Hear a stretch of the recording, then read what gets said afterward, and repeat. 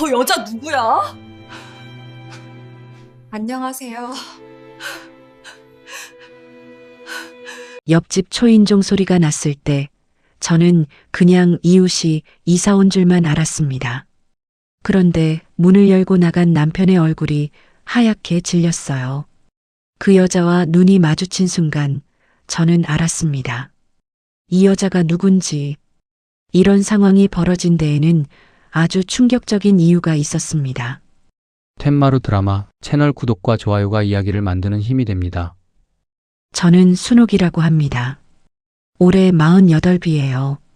25에 결혼해서 23년을 살았습니다. 남편 재호는 중소기업 영업부장이에요. 결혼 초엔 반듯하고 성실한 사람인 줄 알았어요. 아이 둘 낳고 시부모님 챙기고 남편 도시락까지 싸가며 살았습니다. 제 인생의 전부를 이 가정에 쏟아부었어요. 그런데 작년 봄부터 남편이 달라졌습니다. 야근이 부쩍 늘었고 주말에도 거래처 미팅이라며 집을 비웠어요. 핸드폰을 항상 뒤집어서 놓고 화장실 갈 때도 들고 들어갔습니다. 처음엔 회사 일이 바쁜가 보다 했어요. 저도 그냥 믿고 싶었던 거겠죠. 이상하다 싶었던 건 그해 가을이었어요. 남편 바지를 세탁기에 넣으려다가 주머니에서 영수증이 나왔습니다.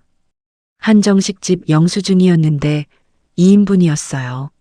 날짜를 보니까 제 생일 다음 날이었습니다. 그날 남편은 팀장이 갑자기 팀회식을 잡았다고 했거든요. 저는 그 영수증을 조용히 서랍 안에 넣어뒀습니다. 또 어느 날 만취해서 집에 들어오면서 자기도 모르게 하는 말이 멀어서 불편하네. 이사시켜야 하나?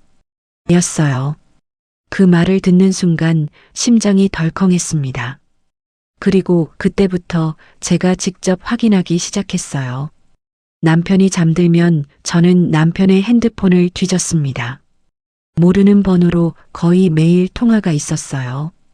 짧게는 30분, 길게는 1시간도 넘었습니다. 번호를 수첩에 받아 적어뒀어요.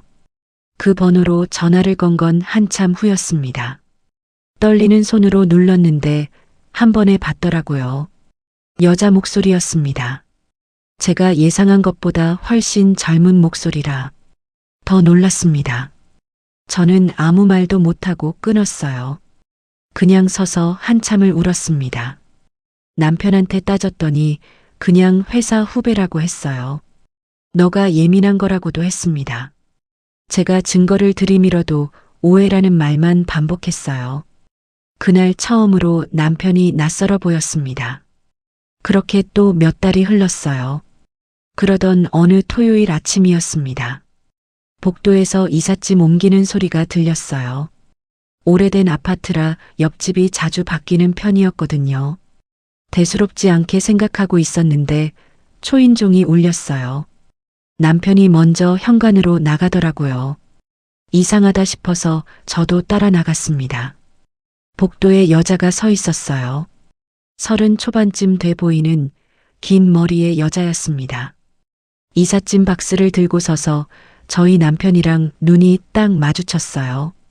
그 여자는 미묘한 미소를 지으며 저희 남편을 쳐다봤고 저희 남편은 귀신을 본 듯 굳어버렸습니다.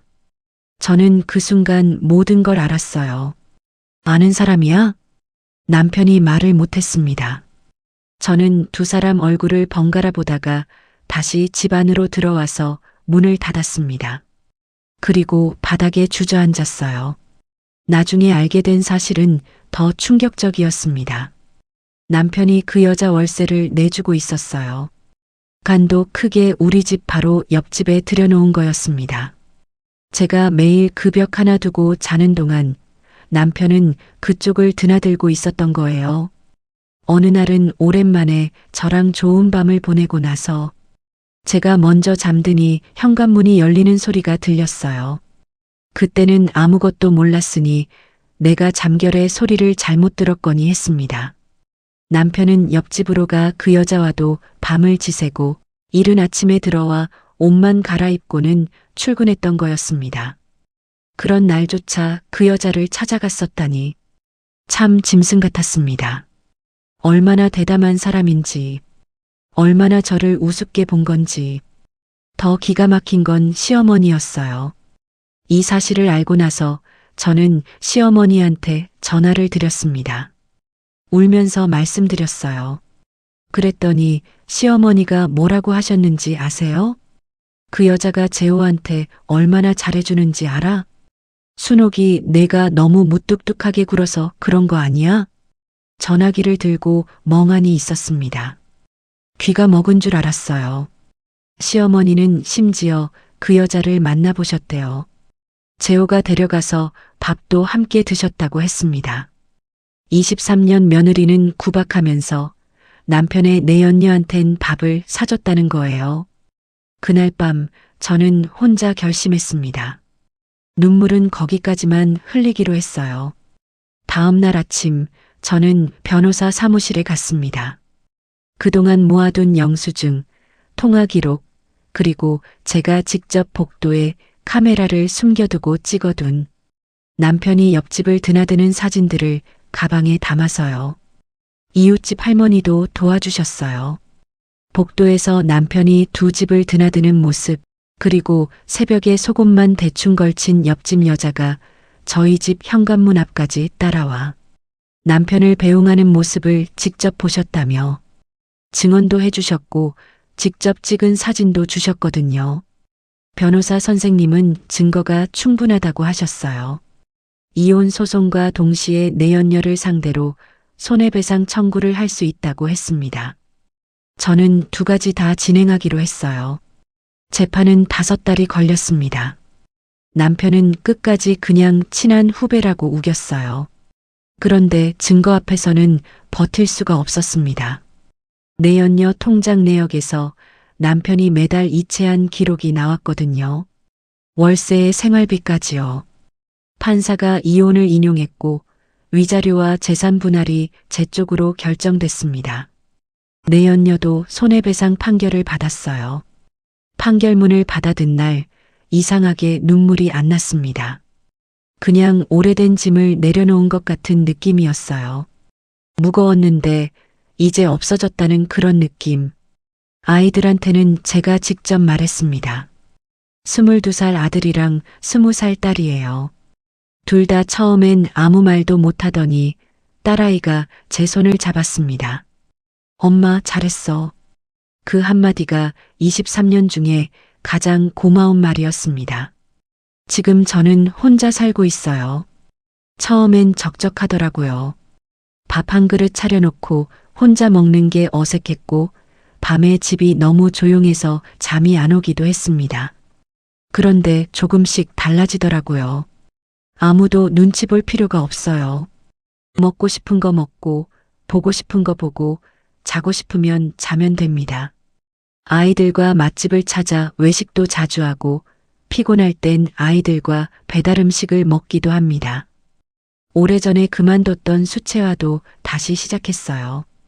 동네 문화센터에서 배우는데 거기서 만난 친구들이랑 가끔 밥도 먹습니다. 지난 주말엔 혼자 버스 타고 단풍 구경도 갔어요. 오래전에는 남편 눈치 보느라 혼자 어딜 못 갔거든요. 그런데 혼자 걸으면서 드는 생각이 이게 나쁘지 않다는 거였어요. 오히려 오래간만에 숨을 쉬는 것 같았습니다.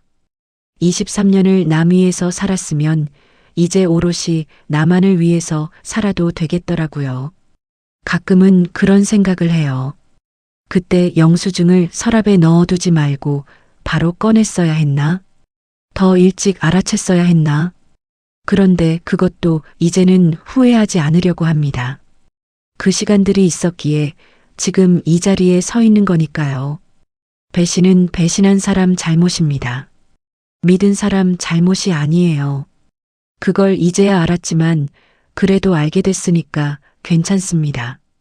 여러분이라면 어떻게 하셨겠어요?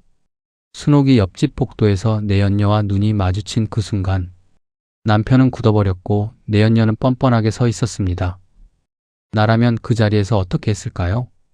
1. 그 자리에서 바로 남편 멱살을 잡는다. 2. 아무 말 없이 집에 들어가 문을 잠근다. 3. 내 연녀한테 따지고 전부 다 쏟아낸다. 4. 그 자리에서 바로 경찰에 신고한다. 댓글로 번호만 남겨주셔도 됩니다. 여러분의 선택이 궁금합니다. 채널 구독과 좋아요 부탁드립니다. 구독하시면 새로운 이야기를 바로 만나보실 수 있어요.